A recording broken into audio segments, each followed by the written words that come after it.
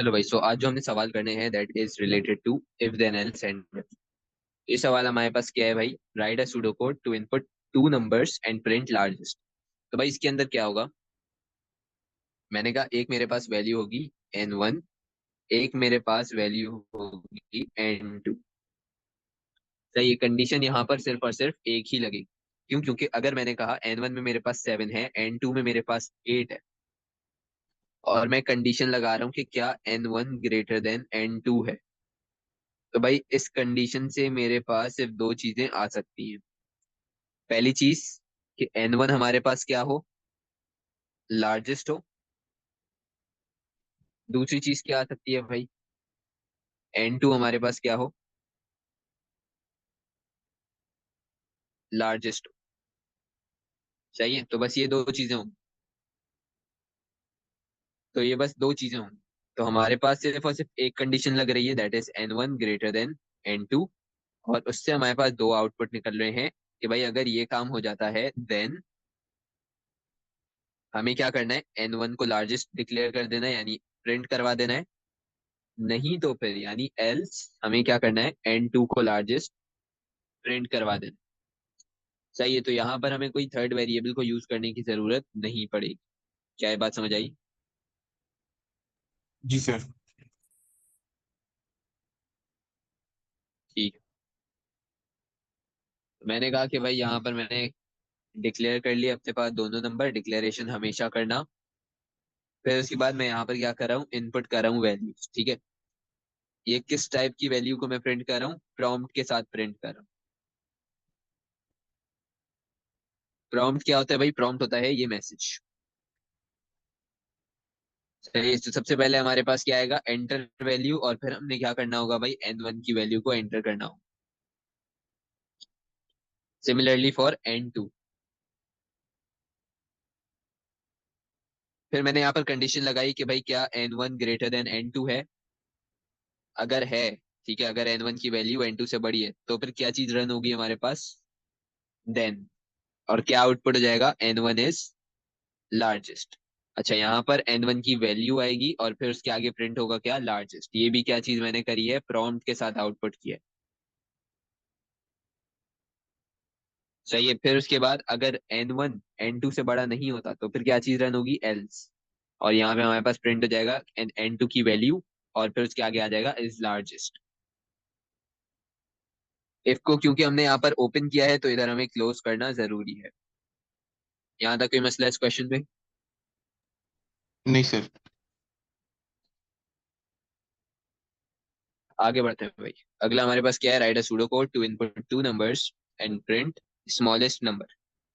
जो काम हमने यहाँ पर किया था वही काम हमने नीचे करना है, बस फर्क क्या होगा? कंडीशन चेंज हो जाएगी। दो वैल्यूज मैंने यूजर से इनपुट करी है, और यहाँ पर कंडीशन लगा दी है क्या? कि n1 क्या होना चाहिए? लेस देन होना चाहिए किससे? n2 से। अगर ये काम होगा तो हम n1 को स्मॉलेस्ट प्रिंट कर देंगे, और अगर नहीं होगा तो फिर हम n2 को स्मॉलेस्ट प्रिंट करेंगे। इफ को ओपन किया था तो इफ को क्या करना पड़ेगा भाई? क्लोज भी करना पड़ेगा। क्या ये बात समझ आ गई? जी सर। आगे बढ़ते हैं। Write a pseudo code to input three numbers and print largest number. सही है। अच्छा भाई, ये वाला काम कितने तरीकों से हो सकता है? ये काम हो सकता है दो तरीकों से। एक होगा कि भाई हम अपना normal if then else use करें। ठीक है, पहला काम तो ये हो गया। दूसरा काम क्या है? कि हम यहाँ पर नेस्टेड इफ को यूज करें। सही है। तो ये काम हम दोनों चीजों से करेंगे, नेस्टेड इफ से भी करेंगे और फिर उसके बाद इफ देन एल्स से भी करेंगे। पहले हम इफ देन एल्स से कर। मैंने कहा कि भाई हमारे पास यहाँ पर सबसे पहले तीन नंबर को हमने डिक्लेयर कर लिया है एज इंटीजर। ठीक है। एक एक करके वैल्यूज को हमने यहाँ पर इनपुट भी ले लिया है यूजर से। अब मैंने कहा कि भाई एक इफ स्टेटमेंट मैंने यहाँ पर लगाई है कि क्या मेरे n1 की वैल्यू n2 से बड़ी है और क्या मेरे n1 की वैल्यू n3 से बड़ी है। क्योंकि अगर मैं चाहता हूँ कि n1 क्या हो? लार्जेस्ट हो, उसके लिए n1 को क्या होना पड़ेगा भाई? n1 को n2 से भी बड़ा होना होगा और n3 से भी बड़ा होना होगा। For example 7, 6, 5। तो n1 क्या है भाई, n2 से भी बड़ा है और n3 से भी बड़ा है, तभी ये क्या होगा भाई, लार्जेस्ट वैल्यू। सिमिलरली जब हम n2 के लिए कंडीशन लिखेंगे, उसके लिए मैंने कहा भाई 6 7 5 एक वैल्यू ले लेते हैं, तो ये n2 की वैल्यू को n1 से भी बड़ा होना पड़ेगा और n3 से भी बड़ा होना पड़ेगा। यहां तक कोई मसला? नहीं सर। सिमिलरली हमारे पास यहाँ पर क्या हुआ, 6 5 7, n3 के लिए भी यही लगेगा, n3 को n1 से भी बड़ा होना होगा और n2 से भी बड़ा होना होगा to become the largest value.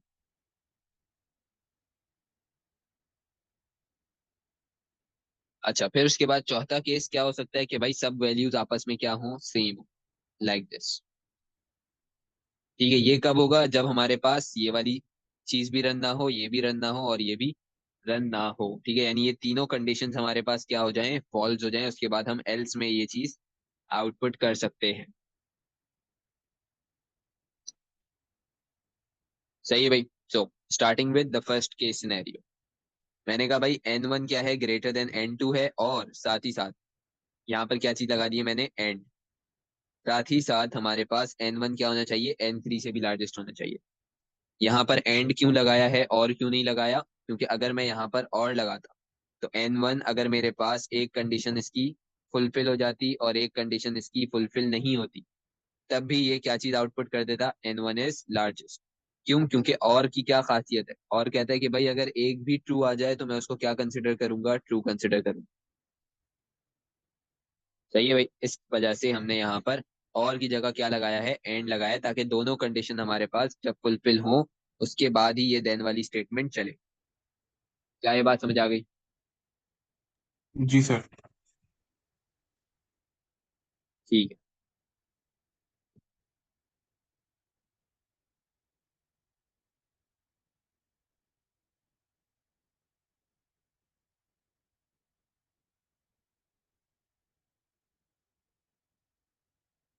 Similarly मैंने कहा कि भाई अगर n1 बड़ा नहीं होता तो एल्स में हमने कोई भी काम नहीं करना, हमने क्या किया भाई, हमने इसको क्लोज कर लिया इफ स्टेटमेंट को। फिर मैंने एक और इफ स्टेटमेंट खोली, इसके अंदर मैं काम करवाऊंगा किसके रिलेटेड, n2 के रिलेटेड। वही काम किया हमने, फिर दोबारा से एक स्टेटमेंट खोल ली किसकी, n3 के रिलेटेड, कि भाई क्या n3 हमारे पास n1 से बड़ा है और क्या n3 हमारे पास n2 से बड़ा है। अगर ऐसा होगा तो n3 इज लार्जेस्ट प्रिंट कर देंगे, और अगर ऐसा नहीं होता, ठीक है, तो क्या होगा भाई, हम लिखेंगे ऑल आर इक्वल। अच्छा, यहाँ पर क्यों मैंने एल्स लगाया और इधर आउटपुट किया ये चीज, क्योंकि भाई प्रीवियसली ये दोनों चीजें रन हो चुकी हैं, तो अब कोई भी सवाल नहीं बचता कि हमारे पास इस कंडीशन के बाद भी n1 या n2 में से कोई चीज लार्जेस्ट आ जाए। क्या ये बात समझ आई? जी सर। ठीक है। तो भाई फिर उसके बाद अगला क्वेश्चन है हमारे पास, write the pseudo code in which input a value, output rejected if value entered is less than 1 और मोर देन 10। तो इसके अंदर हमें क्या बोला है कि भाई अगर हमारे पास वैल्यू क्या हो हमारी, 1 से छोटी हो, या फिर हमारी वैल्यू क्या हो, ग्रेटर देन 10 हो, तो हमें क्या करना है भाई, तो हमें प्रिंट करना है रिजेक्टेड। सही है, तो मैंने यहाँ पर क्या लगाया कि भाई क्या मेरे पास जो भी वैल्यू एंटर करेगा कौन, यूजर, क्या वो वैल्यू 1 से छोटी है, और क्या वो वैल्यू 10 से बड़ी है। ठीक है, अगर 1 से छोटी होगी तो भी हमारे पास क्या चीज प्रिंट हो जाएगा, रिजेक्टेड। अगर फॉर इंस्टेंस 10 से बड़ी है, 1 से छोटी नहीं है, 10 से बड़ी है, तब भी क्या चीज प्रिंट हो जाएगी, रिजेक्टेड। और अगर ये दोनों चीजें नहीं होती, फॉर एग्जाम्पल वैल्यू हमारे पास क्या आ गई, 1 से 10 के बिटवीन आ गई, 9 आ गई, तो क्या चीज प्रिंट हो जाएगा, एक्सेप्टेड।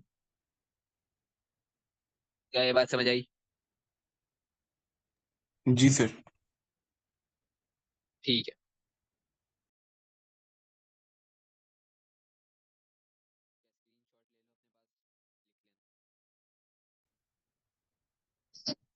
अगला क्वेश्चन क्या है कि भाई हमारे पास क्या करना है, सूडो कोड दिया हुआ है, इनपुट करवाना है क्या, एक नंबर। इनपुट आ नंबर का क्या मतलब होगा, एक नंबर इनपुट करवाना है। चेक करना है कि भाई ये जो एक नंबर को इनपुट करवाया है क्या ये पॉजिटिव है, नेगेटिव है, या फिर इक्वल्स टू जीरो है। तो मैंने कहा कि भाई अगर नंबर क्या होगा, पॉजिटिव होगा, तो उसके लिए क्या चीज मैं यहाँ पर अप्लाई करूंगा कि नंबर क्या होना चाहिए भाई, जीरो से बड़ा होना चाहिए। अगर मैं तुम्हें बोलता हूँ कि भाई वन क्या है, तुम बोलोगे सर वन हमारे पास पॉजिटिव वैल्यू है। मैंने कहा भाई 15 क्या है, तुमने कहा सर पॉजिटिव वैल्यू है। मैंने कहा -15 क्या है, तुमने कहा सर ये तो हमारे पास नेगेटिव वैल्यू है। -8 क्या है, ये हमारे पास नेगेटिव वैल्यू है। तो -8 -15 ये सब क्या है भाई हमारे पास, लेस देन जीरो। ठीक है, ये सारी वैल्यूज क्या है भाई हमारे पास, लेस देन जीरो है। जबकि 15 और 1 ये क्या है भाई हमारे पास, ग्रेटर देन जीरो है। तो ये पहचान है किसकी, पॉजिटिव वैल्यू की और नेगेटिव वैल्यू की। क्या ये बात समझ आई? जी सर। सो पॉजिटिव के लिए क्या कंडीशन होगी, n is greater than zero. Negative के लिए क्या कंडीशन होगी, n is less than zero. Equal to zero के लिए क्या कंडीशन होगी कि भाई हमारा n क्या हो, इक्वल टू जीरो। तो कितनी कंडीशन हो गई, तीन कंडीशन हो गई। कितनी वैल्यूज को इनपुट करना है, एक ही वैल्यू को इनपुट करना है। तो हमने कहा भाई डिक्लेयर करो किसको, n1 को एज अ इंटीजर। फिर उसके बाद एंटर करो वैल्यू n1। अगर तो हमारे पास n1 ग्रेटर देन जीरो है तो हमारे पास क्या चीज आउटपुट हो जाएगी, पॉजिटिव वैल्यू। नहीं तो फिर कुछ भी नहीं होगा। फिर मैंने कहा भाई अगर हमारे पास n1 लेस देन जीरो है तो क्या आउटपुट हो जाएगा, नेगेटिव वैल्यू।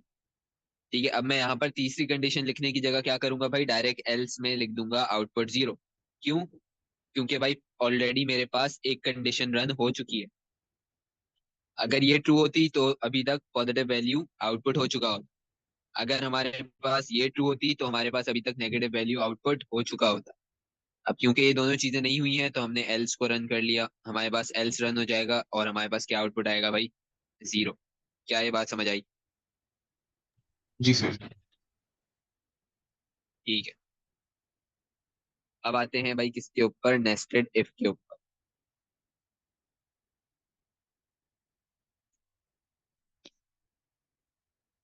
नेस्टेड इफ में हमारे पास क्या होगा भाई, नेस्टेड इफ में हम जितने भी इफ स्टेटमेंट चाहे यूज कर सकते हैं। और वो इफ स्टेटमेंट क्या होंगे, एक इफ स्टेटमेंट के अंदर यूज हुए हुए होंगे, लाइक दिस। ठीक है, तो जब भी हमारे पास एक इफ स्टेटमेंट के अंदर एक और इफ स्टेटमेंट होगा, that will be known as nested if. we can use as many if statements inside a if statement। Syntax क्या है भाई, सिंटेक्स दो तरीके के हैं हमारे पास। एक ये है कि हमने क्या किया भाई, इफ कंडीशन ट्रू हो गई तो फिर हमारे पास एक और इफ की कंडीशन के अंदर रन होगी। ठीक है, एक तो हमारा सिंटेक्स ये है कि भाई देन के अंदर हमारे पास क्या रन हो रहा है, इफ स्टेटमेंट रन हो रही है, नेस्टेड इफ स्टेटमेंट। दूसरा क्या है कि भाई अगर कंडीशन ट्रू हो जाती है, प्रोसेस रन होगा, नहीं तो फिर एक और इफ स्टेटमेंट अंदर रन होगा। सही है, ये एल्स इफ नहीं है, ये क्या है, एल्स के अंदर इफ स्टेटमेंट यूज हो रही है। तो इसको इसी तरीके से लिखना, अगर इसके साथ इफ लिखोगे it will be counted as else if. हमें क्या लिखना है, एल्स के अंदर इफ लिखना है, एक लाइन छोड़ देना।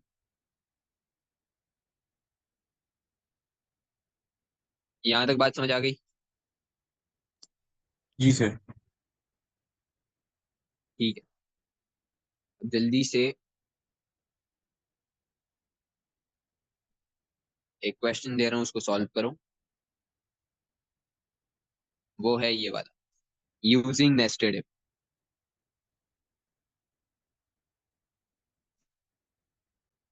तो ये वाला सवाल कैसे होगा, यूजिंग नेस्टेड इफ। सबसे पहले तीन नंबर्स को इनपुट करना है, तो तीन नंबर्स को मैंने यहाँ पर डिक्लेयर कर लिया है, तीन वेरिएबल्स को एज इंटीजर। तीन वैल्यूज को यहाँ पर हमने इनपुट भी कर लिया है। अब मैंने कहा कि भाई ये जो दो सिंटेक्स हमने पढ़े हैं इनमें से कोई एक यूज करेंगे। मैंने कहा भाई मैं ये वाला यूज कर रहा हूँ। क्यों? क्योंकि अगर मेरी कंडीशन ट्रू होगी तो मुझे कोई ना कोई प्रोसेस यहाँ पर रन करवाना है, जैसे कि प्रिंट करवाना है क्या, n1 इज लार्जेस्ट। तो इस वजह से मैंने क्या किया भाई, मैं इसको यूज कर रहा हूँ। मैंने कहा कि भाई अगर n1 ग्रेटर देन n2 होता है और साथ ही साथ n1 ग्रेटर देन n3 होता है, विच मीन्स कि भाई हमारा जो n1 है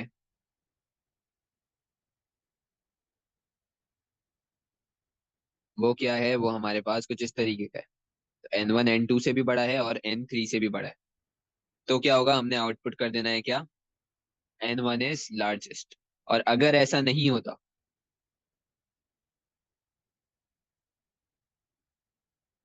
ठीक है भाई, अगर ऐसा नहीं होता, जैसे इन तीन सिनेरियो में ऐसा काम नहीं हो रहा, N1 लार्जेस्ट नहीं है सबसे, तो क्या होगा, एल्स वाला पार्ट रन हो। एल्स के अंदर अब क्या करेंगे भाई, दोबारा से चेक करेंगे क्या हमारे पास N2 लार्जेस्ट है कि नहीं है, N1 और N3 से। अगर तो हमारा N2 लार्जेस्ट होगा with N then N1 and N3, तो फिर हमारी क्या चीज आउटपुट हो जाएगी भाई, N2 इज लार्जेस्ट। सही है। और अगर ऐसा नहीं होता, N2 लार्जेस्ट नहीं है, तो हम क्या चेक करेंगे कि भाई क्या N3 लार्जेस्ट है कि नहीं है। तो अगर N3 लार्जेस्ट होगा, तो क्या चीज प्रिंट हो जाएगी, N3 इज लार्जेस्ट। और अगर ऐसा नहीं होता, तो एल्स में हमने क्या चीज प्रिंट कर देनी है कि भाई सब के सब इक्वल है, सब के सब के अंदर हमारे पास क्या है भाई, एक ही सेम वैल्यू आ रही है।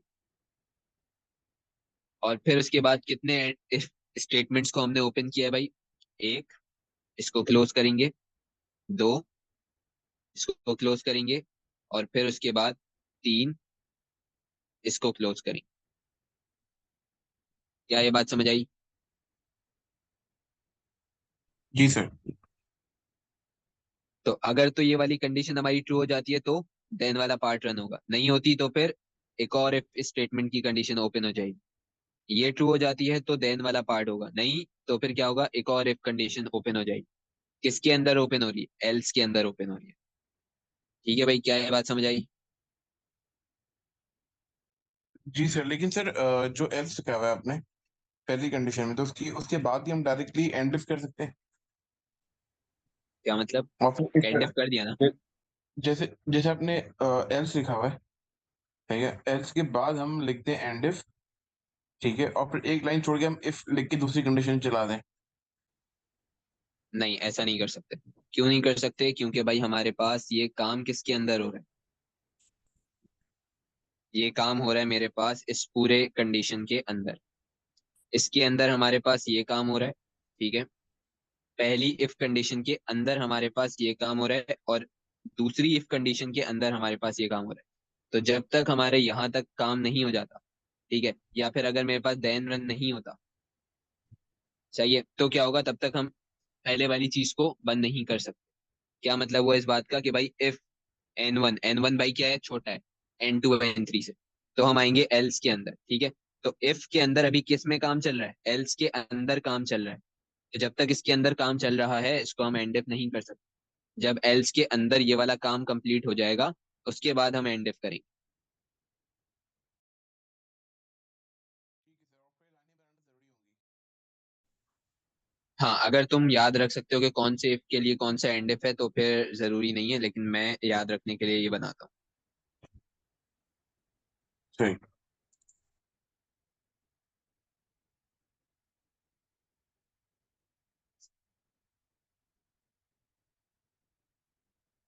नेस्टेड इफ यूज करना आ गया। जी सर। ठीक है, चलो भाई, अब एक क्वेश्चन दे रहा हूँ, इसको सॉल्व करो। और वो क्वेश्चन है ये,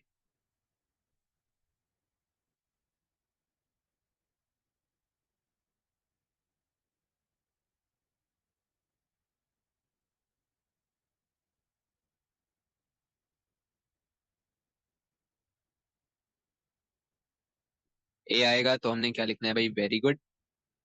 बी आएगा तो हमने क्या लिखना है, गुड। सी आएगा तो हमने क्या लिखना है भाई,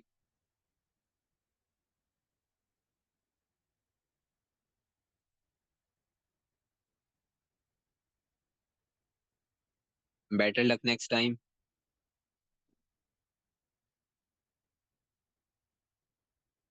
डी आएगा तो हमने क्या लिखना है भाई, बैड। बस, जल्दी से इसको सॉल्व करो। सूडो कोड लिखना है जिसके अंदर हमें इनपुट करना है ग्रेड, ठीक है, और और प्रिंट फिर करवाने हैं रिमार्क्स। सर कोई यू आएगा तो। सिर्फ और सिर्फ ABCD तक रखना है अभी। अच्छा। डी के अलावा कुछ भी आएगा तो फिर लिख देना इनवैलिड। ठीक है। ये हमारे पास जो क्वेश्चन है, in which we have to input grade, और प्रिंट करवाने हैं क्या, रिमार्क्स। ठीक है, रिमार्क्स हमारे पास ये रहे, ग्रेड के आगे रिमार्क्स लिखा हुआ है। तो मैंने कहा कि यहाँ पर मैं डिक्लेयर कर रहा हूँ एक वेरिएबल दैट इज ग्रेड, उसको मैंने वेरिएबल का नाम रखा है जी, और ये है करेक्टर डेटा टाइप का।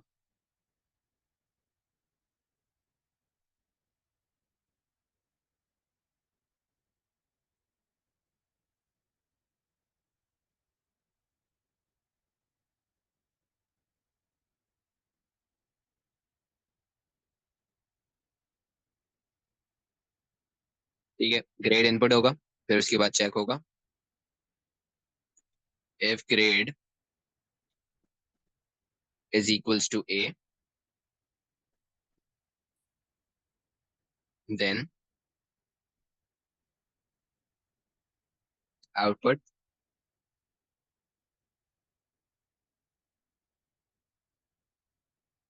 Very good, else if grade is equals to b,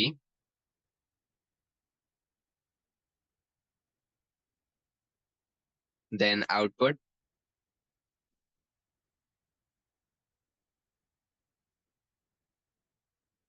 good, else if grade is equals to c,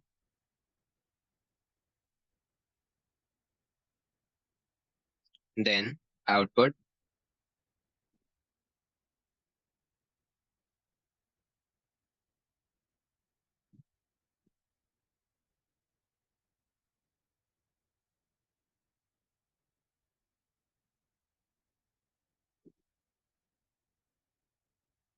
better luck next time. सही है, फिर उसके बाद आया हमारे पास else if grade is equals to d, we will do then output bad, else we will output invalid।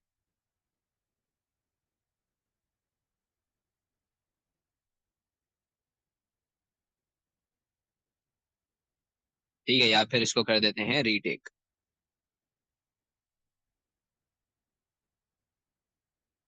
सही है भाई, अब ये इफ खोला था तो इसको बंद करना पड़ेगा। तो मैंने कहा भाई इस इफ के लिए मैं यहाँ पर क्लोज कर रहा हूँ, एंड इफ, इस इफ के लिए मैं यहाँ पर क्लोज करूंगा,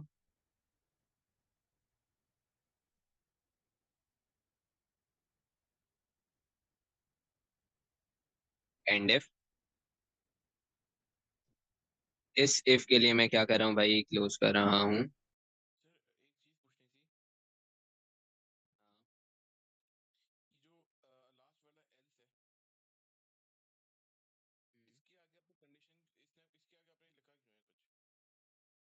इसके आगे लिखा हुआ है आउटपुट रीटेक।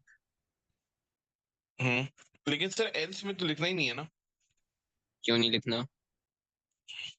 क्योंकि आप देखिए ऊपर वाले एल्स में तो कुछ लिखा हुआ ही नहीं है आपने, तो इस ऊपर एल्स में वाले क्यों लिखना है? ऊपर वाले एल्स के अंदर ही तो इफ स्टेटमेंट लगी हुई है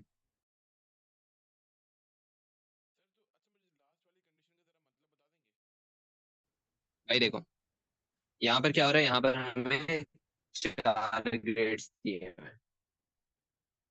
ठीक है, अगर यूजर ने ई लिख दिया, यू लिख दिया, तो क्या उसके लिए यहाँ पर कोई हमारे पास चीज दी हुई है?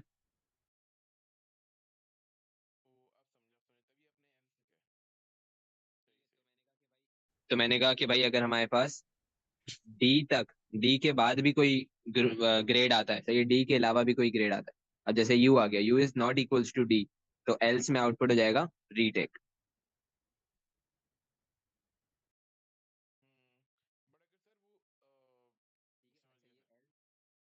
ये एल्स हमारा खाली नहीं है, इस एल्स के अंदर ये पूरी चीजें भरी हुई हैं।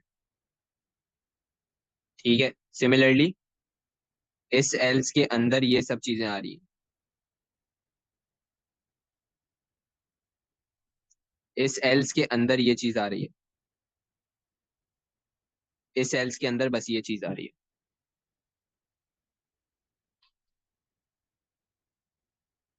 ठीक है सर। ठीक है भाई, क्या यहाँ तक सारी चीजें समझ आ गई? सारी चीजें समझ में आ गई। ठीक है।